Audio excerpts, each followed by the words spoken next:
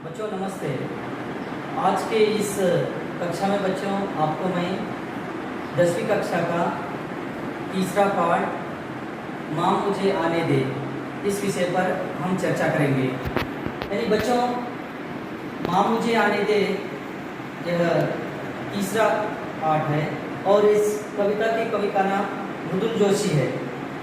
इस कविता में मृदुल जोशी जी ने हमारे देश के लड़कियों के बारे में यानी बेटियों के बारे में बहुत अच्छी तरह विवरण किया है। बेटी क्या होती है और बेटी को हम आगे कैसे बढ़ाना चाहिए उसके बारे में इस कविता में चर्चा हुई है।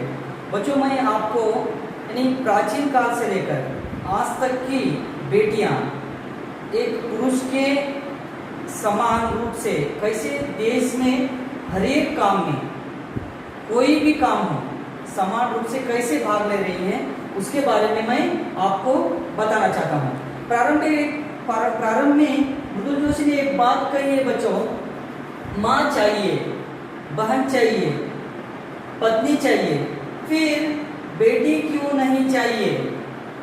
यह विषय हम सबके लिए बहुत अच्छी तरह समझना चाहिए कि हम सबको माँ भी चाहिए, बहन भी चाहिए, पत्नी भी चाहिए, फिर बेटी क्यों नहीं।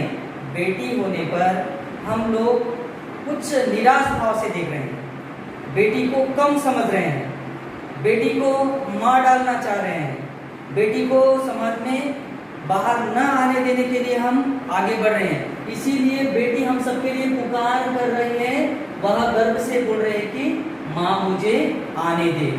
और बच्चों इस कविता के अनुसार हम थोड़ा सा विषय प्रवेश की ओर चलेंगे। बच्चों विषय प्रवेश में बहुत अच्छी तरह बताया गया है कि इस दुनिया में स्त्री और पुरुष दोनों समान हैं। जो भी छोटे से लेकर बड़े काम तक यानी मजदूर से लेकर खेती से लेकर हवाई जहाज तक या स्पेस में जाने तक विषय में वायुयान के विषय में बेटी और बेटा समान है। दोनों में समान कुशलता होती है, दोनों समान गुणवान होते हैं, दोनों समान बुद्धिमान होते हैं। लेकिन हमारे जीवन में हमारे समाज में कुछ लोगों के कारण बेटी को कम समझा जा रहा है, बेटी की भ्रूण हत्या हो रही है।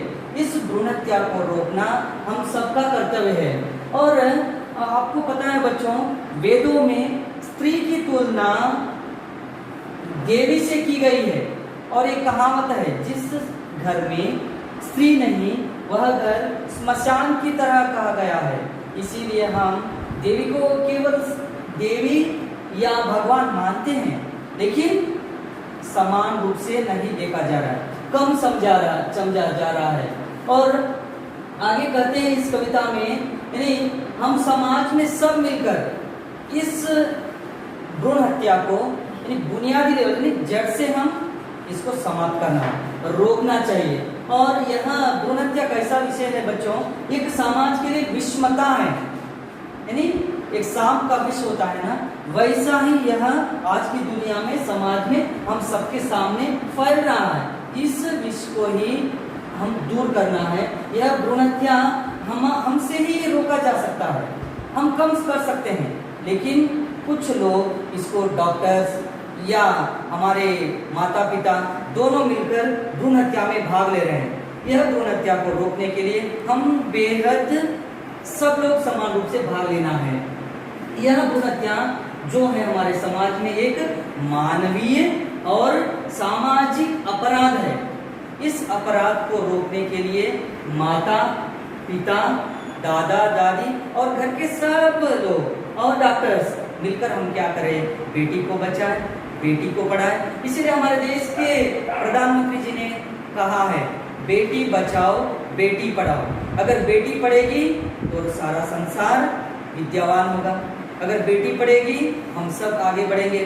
और ये विषय है बच्चों, जब भी हमारा देश स्वतंत्र हुआ, स्वतंत्र होने के समय में गांधी जी के साथ अनेक महान महिलाएं थी, जैसे कस्तूरबा गांधी, सरोजिनी नायडू।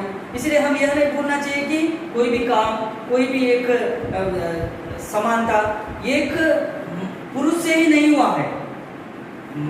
एक काम जो भी हुआ है वह स्त्री, बेटी, बेटा और हम सबसे ही हुआ है, यह ध्यान रखना चाहिए। भाई किसी लीजिए, इंजीनियर का लीजिए, डॉक्टर का लीजिए और गगनयात्री का लीजिए और शिक्षक का लीजिए, बिजनेसमैन का लीजिए, पुलिस का लीजिए, जो भी कार्य है इस देश के, इस समाज के, इस संसार के, दोनों से ही हो रहा है। इसीलिए हम सब आगे बढ़े, हम सब आगे आकर हाथ मिलाएं कि हमारे समाज में बेटी को बचाएं, बेटी को पढ़ाएं। बेटी की भलाई देश की भलाई, बेटी पढ़ेगी तो देश अच्छा रहेगा, बेटी अगर शिक्षावान होगी तो सारा संसार अंधकार से एक उजाले की ओर बढ़ेगा। इतना आज का पाठ इतना ही बच्चों। मैं कल आपको अभी बेटी के बारे में बताऊंगा। धन्यवाद बच्चों।